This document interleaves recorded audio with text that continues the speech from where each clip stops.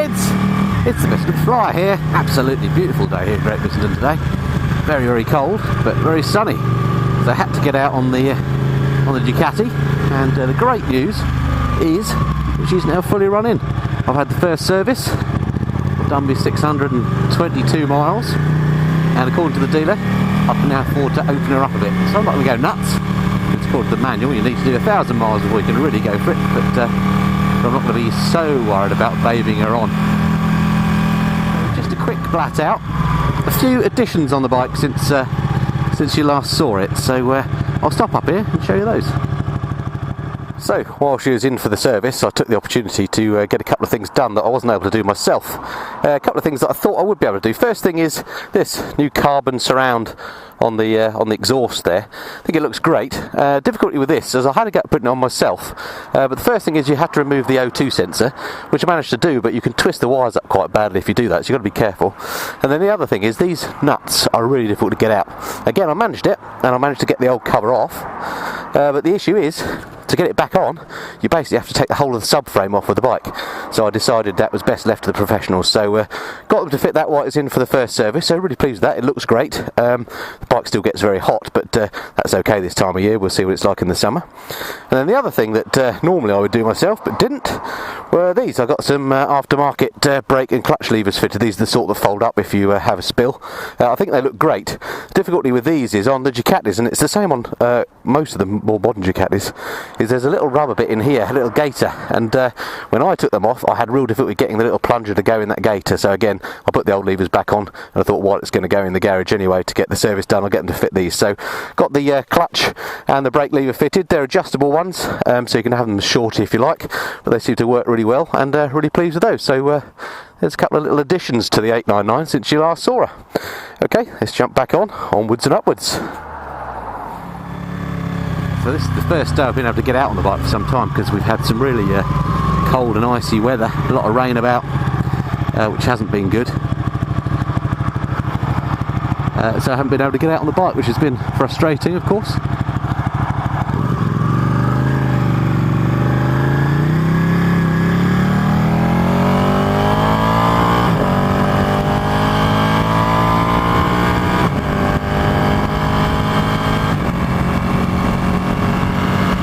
I've missed that quick shifter.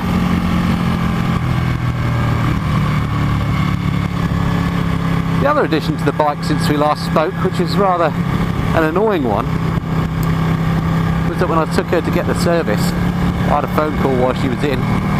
Turned out I had a flat rear tyre. Apparently I had a nail in the back of it. And when I rode to the dealer, I had no problem at all. So it was obviously picked up when I got there, or on the journey there, which is very frustrating. So with only 600 odd miles on the bike, I've had to replace the rear tyre.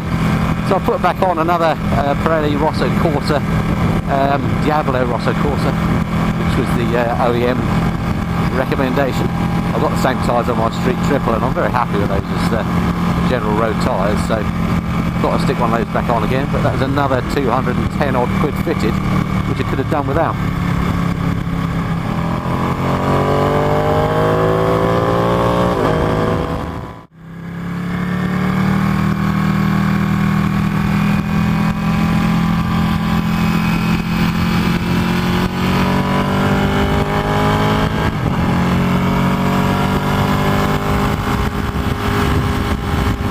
Can't not come out for a ride on a day like this, can you? Absolutely gorgeous. My only excuse really for the ride is I need to get some petrol. You don't need an excuse to come out on a sunny day.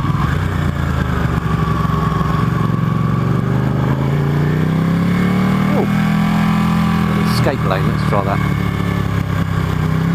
Got a picture of a Panigale on it, so it must be for me.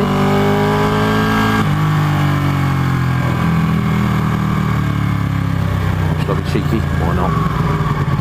Probably not strictly speaking legal.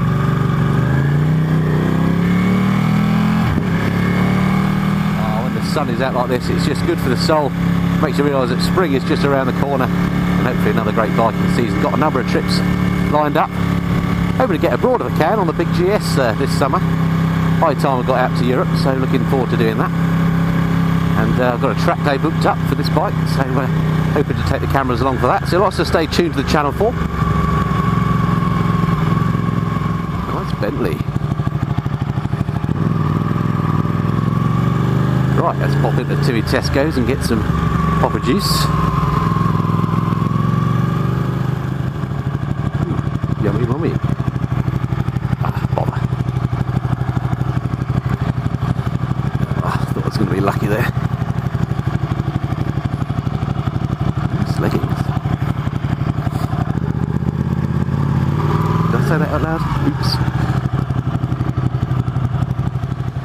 I'm loving this 99.9p a litre petrol.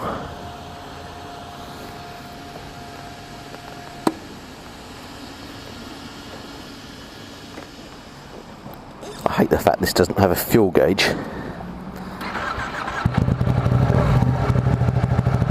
Therefore having to reset the trip counter so I can keep tabs of how many miles I'm doing for a tank. There we go, duly reset. Let's get this show on the road. There we are, mission accomplished. New tank of cheap fuel, sunny day, and a Panigale to ride. What does a chap need? I won't answer that.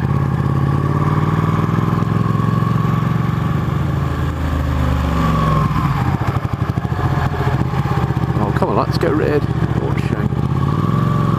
Hello. What did I just say?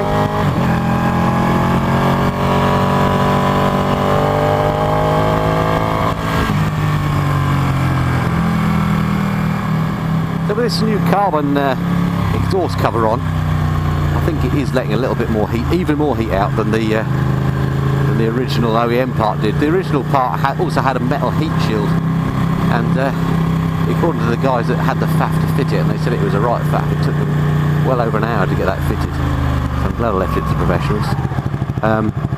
They had to make a sort of a fitting kit to get it to go on. And hence I don't have the metal heat shield underneath it, it's just got like a foil backing on the carbon piece, which is fine. As I say, it's nice and toasty this time of year. But we'll see what happens in the summer. And whether I decide I have to change it back because it gets too hot, but at the moment it's just lovely. Market day in Amersham by the looks of it.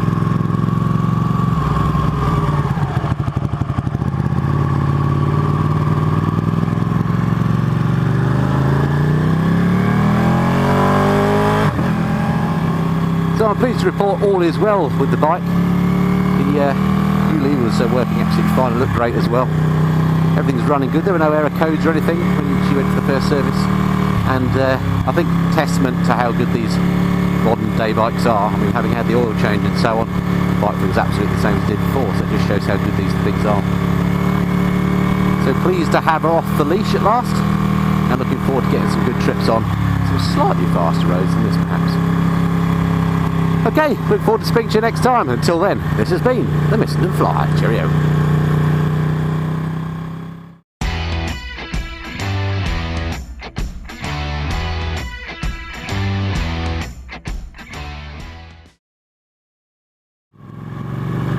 Well, this is all very oldie-worldy.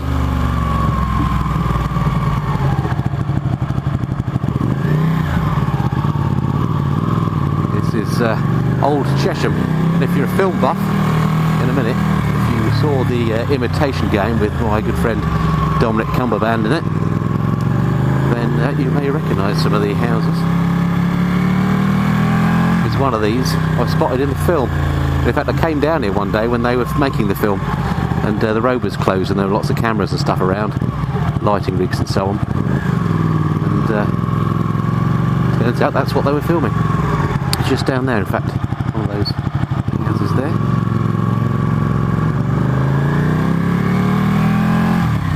It's where he shinned up the window to meet Keira Knightley, who's playing a nurse, I think. No, or another code breaker. Anyway, let's see the Seat off.